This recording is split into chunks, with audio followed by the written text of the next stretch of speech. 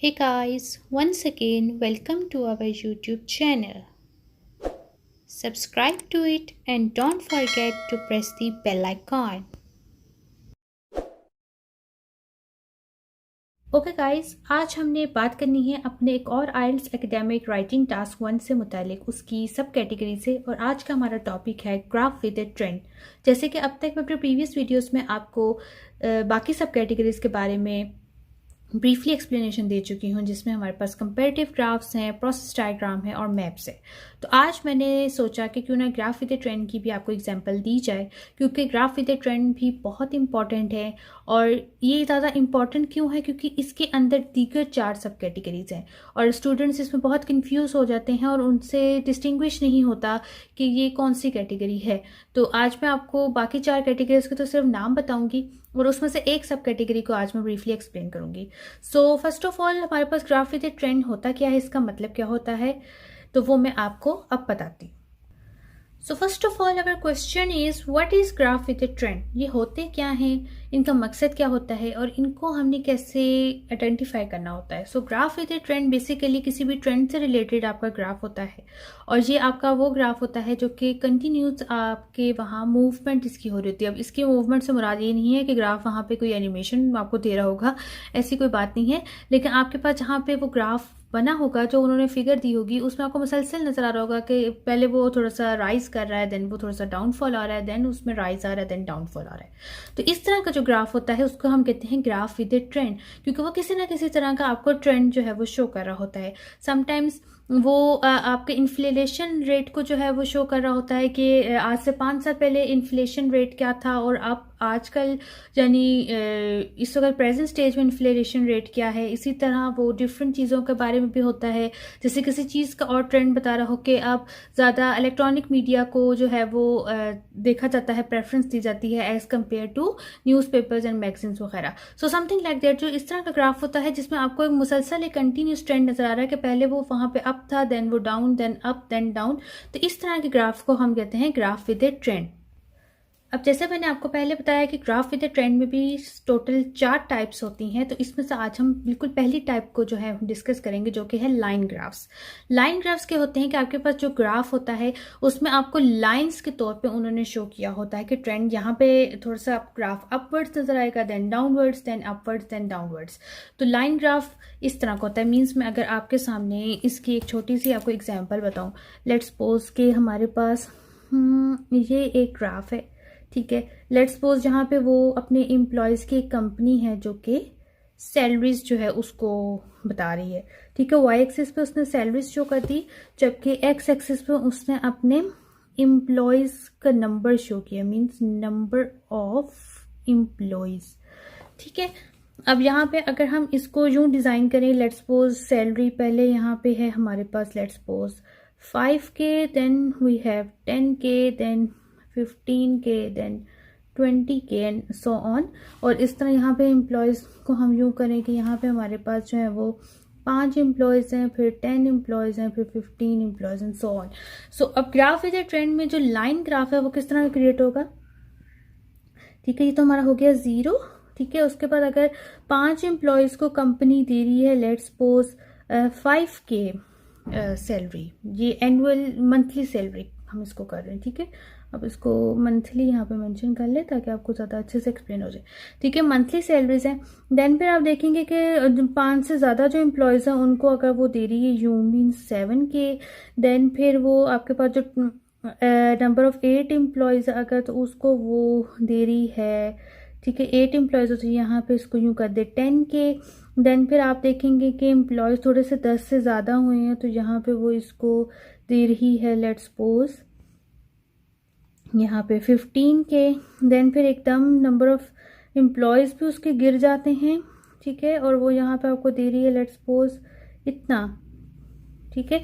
तो इस ग्राफ को आप जब ड्रॉ करेंगे तो आप कैसे ड्रॉ करेंगे, मीन्स ये यूँ जाएगा, देन यूँ जाएगा, फिर यूँ एंड देन फिर यूँ, और लास्टली पे अगर आप इसको राइज कर देते हैं, ठीक है, तो ये फिर आपका यूँ बन जाएगा ये, तो इस तरह का जो ग्राफ होता है वो हमारे पास ग्राफ विद ए ट्रेंड होता है, और ग्राफ विद ए ट्रेंड में जो ये सब टाइप है वो हमारे पास है लाइन ग्राफ, क्योंकि हमें यहाँ पे लाइंस में ही उन्होंने बताया हुआ है कि किस तरह जा रहा है। और ट्रेंड इसका कैसे शो हो रहा है कि यहाँ पे कम था, फिर ज्यादा हुआ, फिर कम हुआ, फिर ज्यादा हुआ, फिर थोड़ा उससे ज्यादा हुआ, फिर एकदम ग्रेजुअली डाउनफॉल हो गया, और फिर एकदम उसमें जो है वो अपवर्ड ट्रेंड देखने में आया। तो इसको कहते हैं हम graph with A trend. And graph with A trend की कौन सी टाइप? Line graph. अब बात करनी है हमने इसके फॉर्मेट के बारे में। जिस तरह मैंने अब तक अपने प्रीवियस राइटिंग टास्क 1 के भी आपको फॉर्मेट सारे बताए हैं, उसी तरह मैं आज आपको ग्राफ विद ए ट्रेंड का भी फॉर्मेट बताऊंगी, और स्पेसिफिकली उसमें लाइन ग्राफ का। तो सेम उसी तरह जिस तरह हमारे पास कंपेरेटिव ग्राफ होते थे, उसी तरह का इसका भी फॉर्मेट है हमारे पास लाइन ग्राफ का। तो सबसे पहले हमने इसमें लिखना होता है अपना इंट्रोडक्टरी पैराग्राफ। सबसे पहले हमारे पास इंट्रोडक्टरी पैराग्राफ है, और उसको हमने मीन्स जो हमारे पास क्वेश्चन होता है, जैसे मैं हमेशा से आपको बता रही हूँ, क्वेश्चंस को हमने थोड़ा सा रीराइट करना होता है, पैराफ्रेज करना होता है, और उसको हमने अपने वर्ड्स में बयान करना होता है। तो वो हमारा इंट्रोडक्टरी पैराग्राफ हो जाएगा। उसके बाद फिर हमारे पास ओवरव्यू पैराग्राफ आता है। ओवरव्यू पैराग्राफ में अपने मेन आइडियाज लिखने होते हैं, जो आपको ग्राफ से अंडरस्टैंडिंग बिल्ड हो रही है सबसे पहली झलक में, तो वो आपने वहाँ पे बताने होते हैं, लेकिन अपने एग्जैक्ट नंबर्स या परसेंटेजेस यूज नहीं करने होते। और जो हमारे पास फिर रेस्ट ऑफ द 2 पैराग्राफ्स है वो हमारे बॉडी पैराग्राफ्स होते हैं, और उसमें आपने जो है वो एग्जैक्ट उनके नंबर्स, उनके ट्रेंड बताने होते हैं कि इस साल में हमने देखा कि वो बहुत ज़्यादा था, फिर हमने इस साल में देखा वो ग्रेजुअली कम हुआ, फिर हमने देखा 5 साल तक वो कांस्टेंट रहा। तो इस तरह की जो आपके पास फिगर्स होती है, एग्जैक्ट फिगर्स आपने बतानी होती हैं, वो आपने अपने बॉडी पैराग्राफ्स में बतानी होती है। अच्छा जी, अब हमने बात करनी है मेन टिप्स की।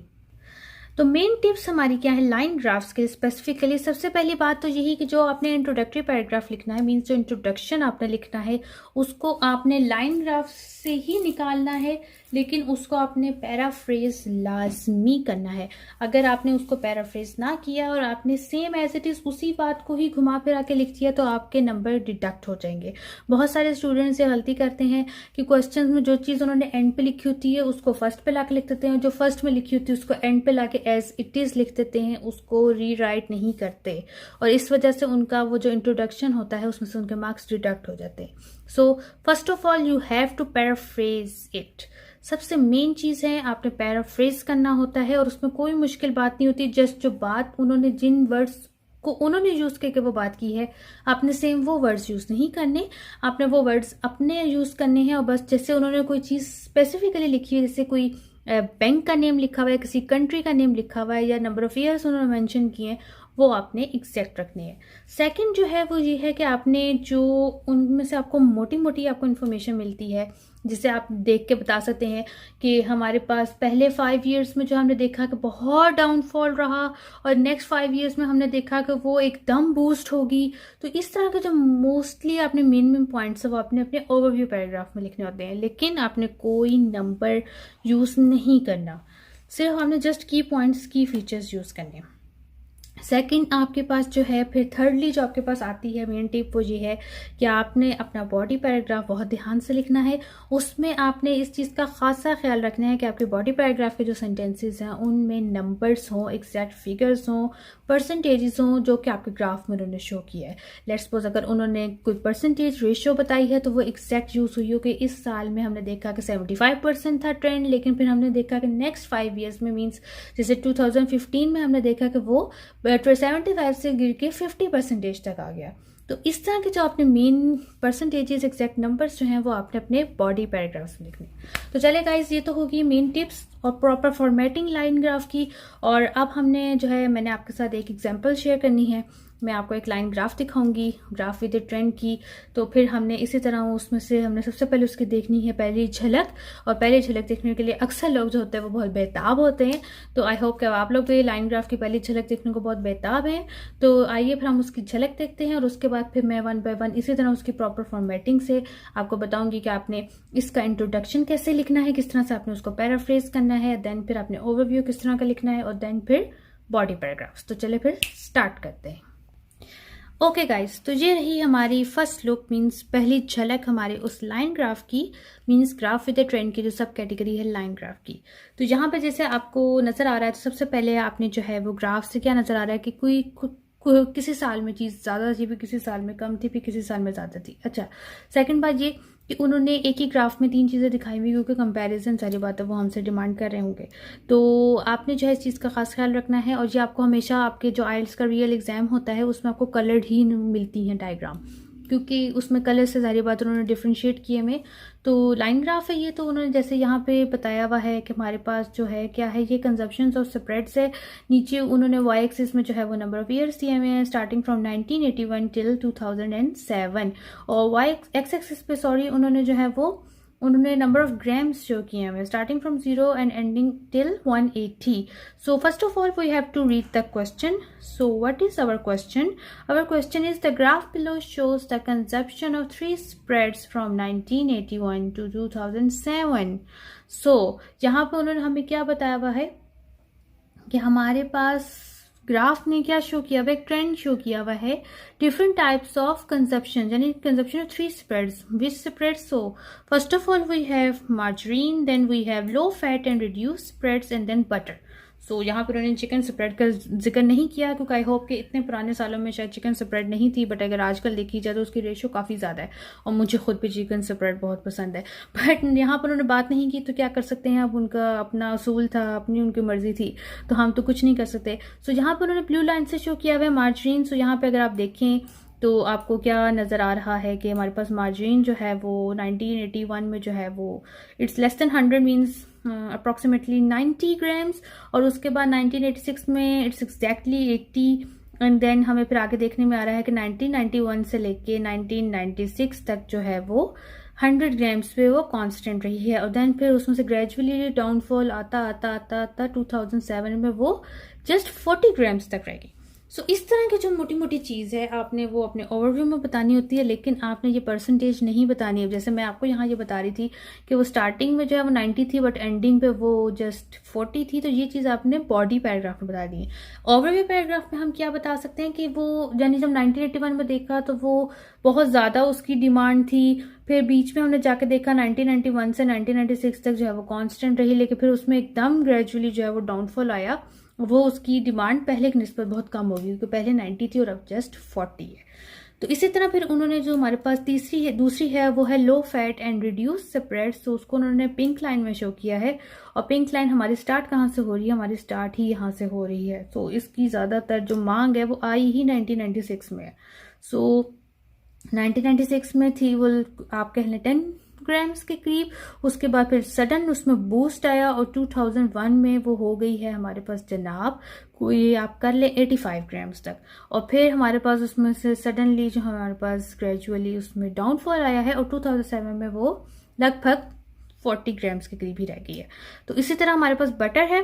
बटर को अगर हम एग्जामिन करें तो 1981 में है जी वो आप कर लें 145 ग्राम्स कर लें, और उसके बाद 1986 में जो है वो it's approximately 160, but it's less than 160 because there is a gap between these two lines. So हम इसको 158 ग्राम्स कह लेंगे. और फिर वो डाउनफॉल आया उसमें, और 1991 में वो रह गई 100, और फिर उसमें और आया, और 1996 में वो रह गई 70, और फिर वो नीचे गिरती गिरती हमारे पास 2007 में हमने देखा कि वो लेस देन यानी 60 मीन्स 50 to 55 ग्राम्स रहेगी. सो हमें मोटी मोटी तो ये इसमें से जो है वो अंडरस्टैंडिंग बिल्ड हो गई है. तो हमने इस अपनी मोटी मोटी अंडरस्टैंडिंग को जो है हमने लफ्ज़ों में बयान करना है, और अब हम स्टार्ट करते हैं. अब हम सबसे पहले क्या बात करेंगे, इंट्रोडक्शन की. So guys here we have our introduction. So time waste नहीं करते, कोई ज़्यादा हमने इसमें शौकियाँ नहीं मारनी है, हमने जस्ट इसको अपने वर्ड्स में बयान करना है जो हमने ग्राफ से मेन अंडरस्टैंडिंग ली है, और जो क्वेश्चन उन्होंने हमें बताया था कि कंजप्शन ऑफ 3 स्प्रेड्स उन्होंने हमें बताया है. सो हम स्टार्ट करते हैं. The line graph illustrates the amount of 3 kinds of spreads: margarine, low fat and reduced spread, and butter, which were consumed over 26 years from 1981 to 2007. Units are measured in grams. So, बस खत्म introduction. कोई लंबी चौड़ी शौकी नहीं मारी उसने, just जो है उसने उस चीज़ को अपने वर्ड्स में बता दिया है. लाइन ग्राफ इलस्ट्रेट्स, ये जो लाइन होती है ना इसको आप हिफ्स कर लें, और ये लाइन आपने मस्त लिखनी होती है. The line graph illustrates the amount of 3 kinds of spreads. कौन सी 3 काइंड्स? वही जो उसने अपने ग्राफ के साइड्स पर बताई हुई थी. First of all margin, then low fat and reduce spreads, and the lastly butter, which were consumed over 26 years.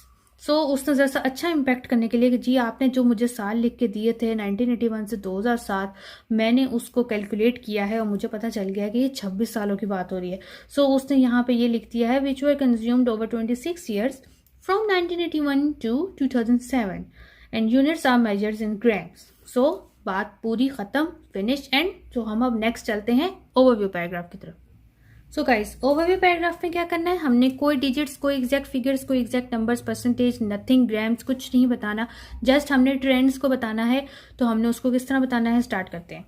Overall, the consumption of margarine and butter decreased over the period given, while for low fat and reduced spreads it rose. So यहाँ पे उसने क्या बात की है, मैं आपको यहाँ से दिखा देती हूँ। ये कि बटर में उसने बताया है कि पहले जो है वो बहुत कम डिमांड होती थी। बटर कौन सा है, ये सॉरी ग्रीन वाला, ठीक है। लेकिन फिर एट द एंड वो बहुत 1986 तक रोज हो गया। एक सेकेंड गाइस, मैं ना दोनों फिगर्स को साइमल्टेनियस खोल लेती हूँ। ओके गाइस, तो यहाँ पे मैंने बिल्कुल एक साथ दोनों खोल ली हैं पैरेलल, और जहाँ पे आपको नजर आ रहा होगा कि एक तरफ मैंने अपने आंसर खोला हुआ है, यानी जो हमने जिस तरह से लिखना है पैराग्राफ्स, और दूसरी तरफ मैंने अपना ग्राफ खोल लिया ताकि मैं आपको साथ साथ ही उसको समझा सकूँ। So our overview paragraph is overall the consumption of margarine and butter decreased over the period given while for low fat and reduced spread it rose। so यहाँ से भी हमें ये अंडरस्टैंडिंग मिल रही है। हमारे पास मार्जरीन शो किया गया है ब्लू लाइन ग्राफ से और बटर को शो किया गया है ग्रीन लाइन ग्राफ से। सो उसने क्या इसमें बताया है, the consumption of margarine and butter decreased over the period given, लेकिन उसने पीरियड मेंशन नहीं किया, जस्ट उसने एक बात की है कंजप्शन मार्जरीन की मींस ब्लू की और बटर की यानी ग्रीन की डिक्रीज हुई है ओवर ए गिवन पीरियड।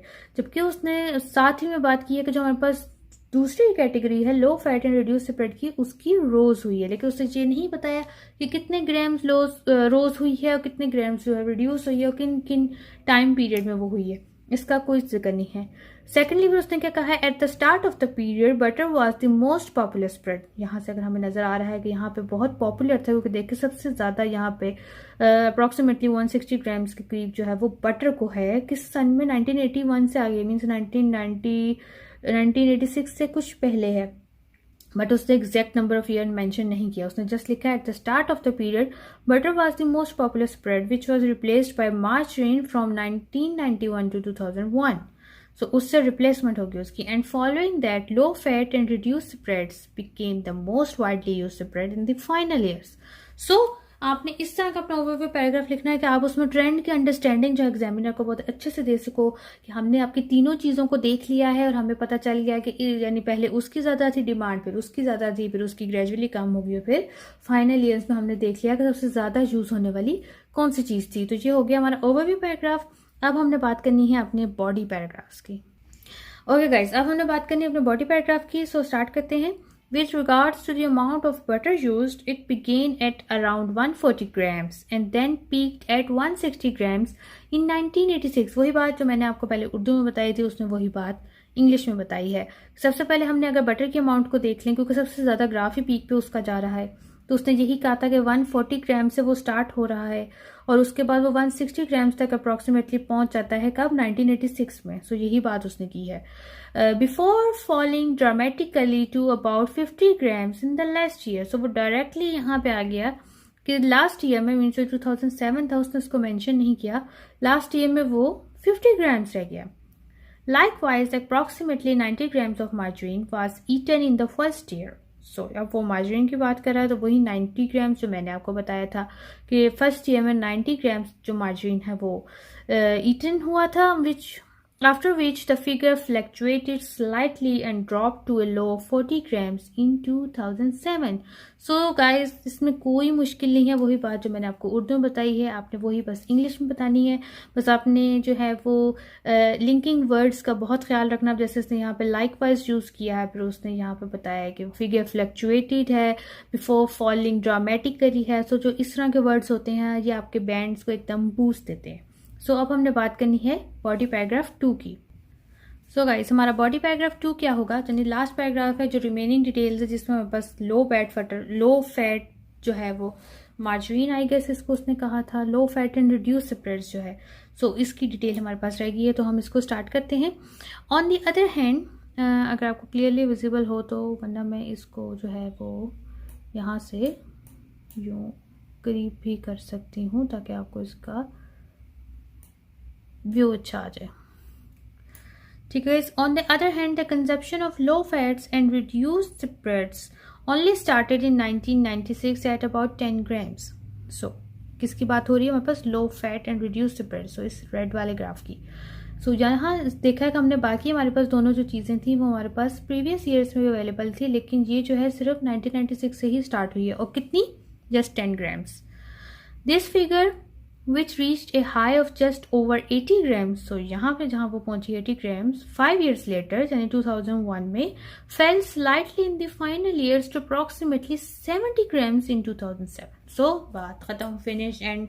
आपने कोई इसमें और डिटेल्स पे नहीं जाना। आपने पहली दो जो लाइंस थी उनके बारे में अपने बॉडी पैराग्राफ 1 में बयान कर दिया, और जो एक टाइप आपकी रह गई थी उसको आपने बॉडी पैराग्राफ 2 में बयान कर दिया। सो दैट्स इट, आपका ऐसे हो गया है कंप्लीट। सो गाइज बस आपने इन्हीं चीज़ों का ख्याल रखना होता है। आपका इंट्रोडक्टिव पैराग्राफ टोटली आपके अपने वर्ड्स में हो, और बाकी आप जो ओवरव्यू पैराग्राफ है उसमें आपने जस्ट मोटी मोटी जो है आपने डिटेल्स बतानी है, और फिर आपने बॉडी पैराग्राफ 1 में एग्जैक्ट डिटेल्स एग्जैक्ट नंबर आपने यूज़ करने हैं, और इसी तरह बॉडी पैराग्राफ 2 में। सो गाइज आई होप कि आपको इसकी अंडरस्टैंडिंग बन गई होगी। तो आज हमने बात की है line graph with the trend में, और नेक्स्ट हम बात करेंगे बार ग्राफ्स की, और फिर इसी तरह पाई चार्ट्स की और टेबल्स की। तो अब अपने टीचर्स को दीजिए इजाज़त। नेक्स्ट टॉपिक के साथ, नेक्स्ट लेक्चर में नेक्स्ट टिप्स के साथ और नेक्स्ट एग्जाम्पल्स के साथ हाजिर होंगी बहुत जल्दी। Take care, subscribe to our channel and don't forget to press the bell icon. I hope you like my video. Next video का ज़रूर इंतज़ार कीजिएगा। Take care, bye bye.